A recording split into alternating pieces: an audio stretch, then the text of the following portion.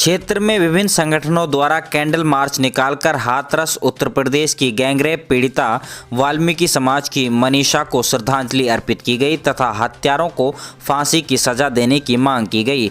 मुंडावर उपखंड की ग्राम पंचायत मातोर से विधि महाविद्यालय के छात्र नेता राहुल जाटव के नेतृत्व में अंबेडकर भवन में डॉक्टर रमेश बैरवा, रईसा, पंकज सांवरिया, जतिन कुमार, ताराचंद, पूर्व सरपंच तारिफ खान, नंदलाल जांगीर सहित समस्त जाटव समाज मातोर की ओर से अंबेडकर भवन में कैंडल जलाकर श्रद्धांजलि अर्पित की गई तथा मुख्य बाजार से कैंडल मार्च निकालकर हाथरस उत्तर प्रदेश में वाल्मीकि समाज की बेटी के साथ हुए अमानवीय जुल्म, अत्याचार एवं विभत्स गैंगरेप फिर हत्या के विरोध में आरोपियों को सजा एवं पीड़ित परिवार को न्याय दिलाने की मांग की है।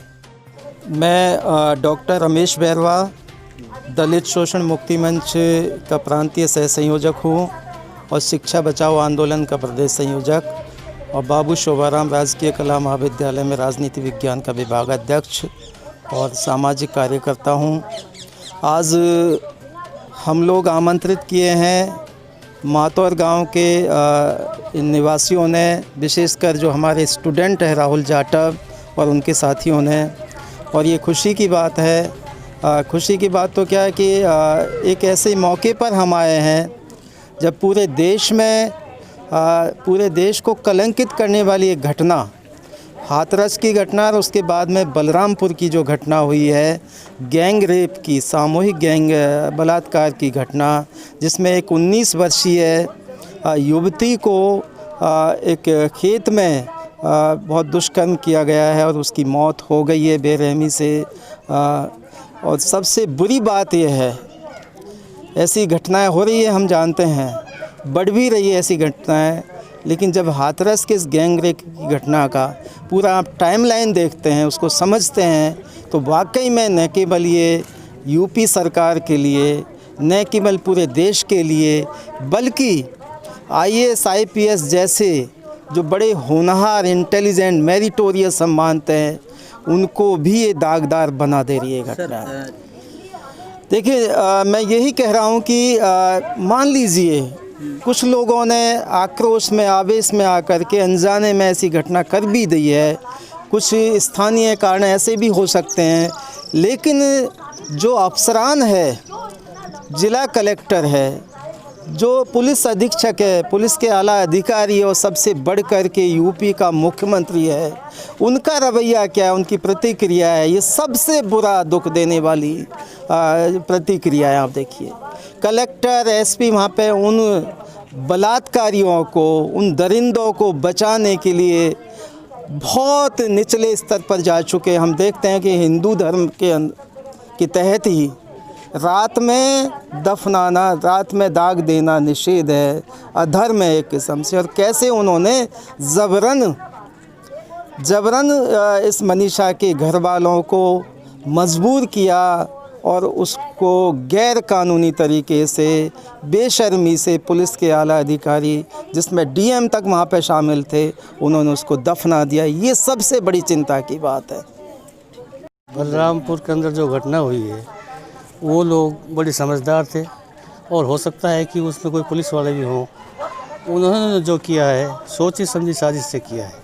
अगर इस लड़की के हाथ पैर नहीं तोड़ते तो हाथ पैर तोड़ने से मामला कमज़ोर पड़ता है। कर रहे हैं? नहीं, सुरक्षित महसूस नहीं कर रहे हैं। देश में हालात बिगड़ रहे हैं। उसमें उन्होंने क्या किया है कि ये DM की या SP की ही गलती नहीं है। ISP और DM अपने बेसिस पे कुछ नहीं करते। उन्होंने ऊपर से पूछा है, कहा है कि भाई अब क्या करें, तो उनको जवाब मिलता गया है।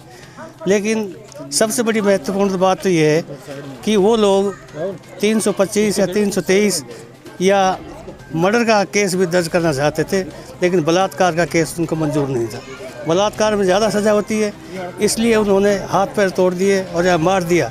अगर नहीं मारते तो दोबारा पोस्टमार्टम हो जाता, तिबारा पोस्टमार्टम हो जाता, लेकिन उन्होंने उस मुद्दे को ही ख़त्म कर दिया। ये एक बड़ी महत्वपूर्ण बात है।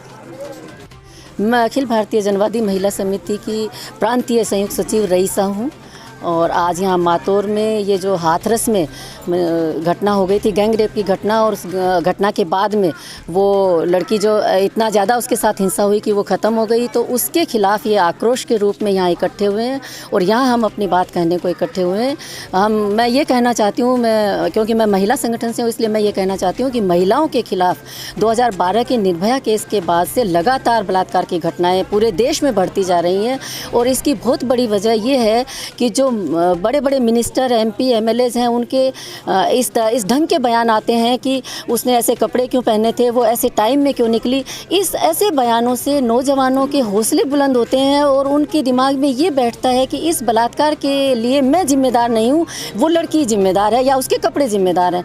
तो ये बहुत ज़रूरी है कि हमारे जो सत्ता में बैठे हुए बड़े मिनिस्टर, MP, MLA हैं, वो अपने आप को रिव्यू करें और कि उन्हें हमें क्या बोलना है, क्या नहीं बोलना है। और दूसरा, जो अब अपने कलेक्टर, SP वगैरह हैं, उनको पाबंद करें, जिला प्रशासन, पुलिस प्रशासन को पाबंद करें कि ऐसी घटनाएं जो हो जाती हैं तो तुरंत संज्ञान लें और तुरंत उसके खिलाफ कड़ी कार्रवाई करें।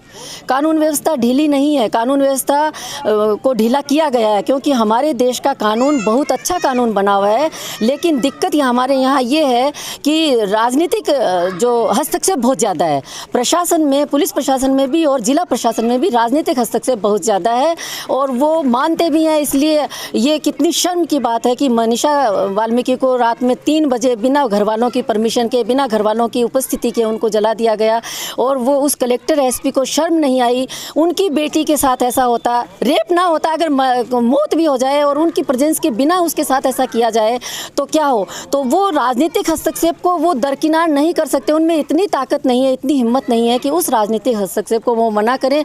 तो हमें कलेक्टर, SP को भी ऐसा ट्रेंड करना पड़ेगा। ये पुलिस प्रशासन, जिला प्रशासन के जो पदाधिकारी हैं, उनको भी हमें ऐसी ट्रेनिंग देनी पड़ेगी कि वो मानवीयता के आधार पे और सही गलत के आधार पे काम करें। जो ये घटनाएं हो रही है ये बहुत गलत हो रही है। जो UP में घटना हुई है बहन मनीषा के साथ, वाल्मीकि के साथ, बहुत घटना गलत हुई है।